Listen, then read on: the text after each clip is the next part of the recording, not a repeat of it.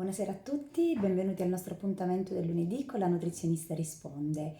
Oggi volevo affrontare un argomento attualissimo, la dieta nello smart working, proprio perché tanti sono i pazienti che in questo periodo, da un anno a questa parte, svolgono le loro attività direttamente da casa e quindi spesso, pur stando 24 ore a casa, non riescono a seguire appieno i miei consigli.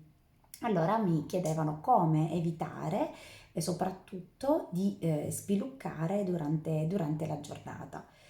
Allora, sicuramente il fatto di stare a casa, cambiare le abitudini, ha fatto sì che anche a livello nutrizionale, a livello alimentare, le nostre abitudini si siano modificate. In alcuni casi positivamente, in altri si sono perse un po' quelle sane abitudini che si erano acquisite durante il percorso alimentare.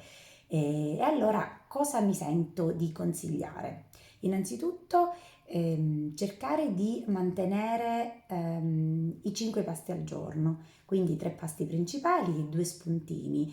Cercare di mantenere gli stessi orari del pranzo, della cena, degli spuntini, in modo da favorire quei ritmi circadiani ai quali il nostro organismo è sottoposto, no? In modo da mantenere anche un buon ritmo sonno-veglia, quindi una buona qualità del sonno e quindi un benessere psicofisico maggiore. E poi non saltare la prima colazione. La prima colazione è il pasto più importante che deriva dopo il digiuno notturno e quindi è importante che si faccia la prima colazione, una prima colazione adeguata sicuramente alle esigenze e ai gusti della persona.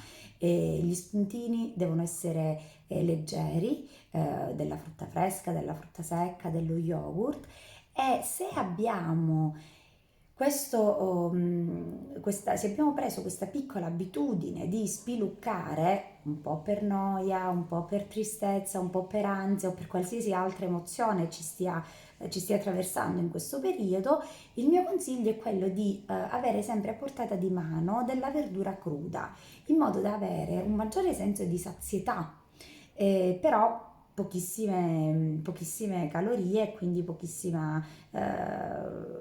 danni, ecco, no? Quindi è importante fare questo. Inoltre è fondamentale non smettere di allenarsi.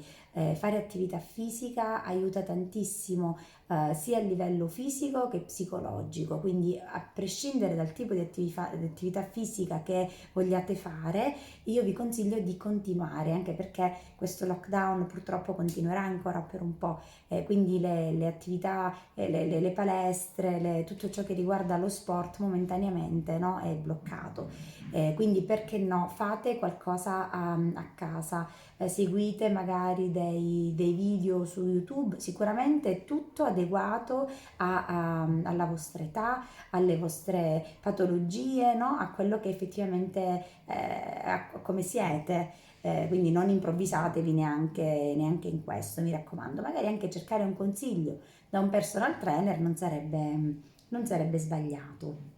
Inoltre ci tenevo a dirvi che è importante stilare un menù settimanale, ecco il consiglio. Quindi magari per chi sta seguendo un piano alimentare personalizzato, seguire il più possibile quello che è nel piano, in modo da non improvvisarsi ai fornelli, magari per fretta, no? E quindi sapere già cosa cucinare in modo da non sbagliare e da non scegliere magari cibi precotti o preconfezionati.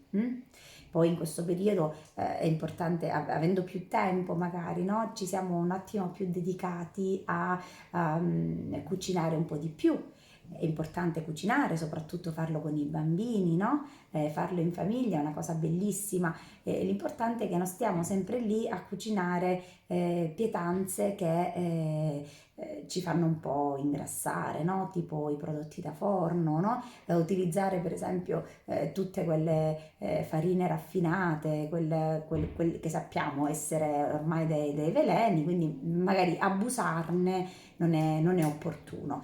Quindi cucinare sì, ma magari scegliendo delle pietanze anche a base di verdura, scegliendo, non so, delle polpette vegetali, degli hamburger vegetali, no? Sarebbe una cosa carina. Oppure scegliere delle ricette più leggere da fare con i bambini, anche ne so, una ciambella leggera, una crostata, in modo da renderli partecipi, ma allo stesso tempo non esagerando, va bene? Allora, questi sono i consigli che vi do per il momento. Se avete delle domande sapete come contattarmi e io aspetto i vostri feedback e per qualsiasi cosa io resto a disposizione. Vi auguro una buona serata.